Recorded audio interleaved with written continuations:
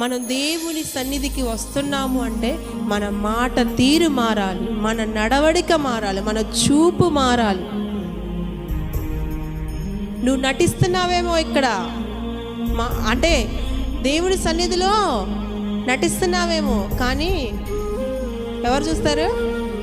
దేవుడు చూస్తాడు. ఒక రోజుకి చెప్పాను కదా, ఒక రోజుకి తీర్పు వాని వాని క్రియల చొప్పున వానికి జీతము ఇవ్వబడుతుంది. దేవుని దగ్గర నటించకండి, దేవుని దగ్గర నటించకండి. మనుషులు నీ వేషాన్ని చూడకపోవచ్చేమో, కానీ దేవుడు ఖచ్చితంగా ఒక రోజుకి చూస్తాడు. ప్రతిదీ మారాలి, ప్రతిదీ మారాలి దేవుని సన్నిధి. అప్పుడు పొగుడుతాడు నేను. బలు రక్కసి చెట్లలో వల్లి పద్మము నా ప్రియురాలు ఒక్కతే. 10,000 మందిలో కన్యకలు ఎంతో మంది ఉన్నారు, కానీ నా ప్రియురాలు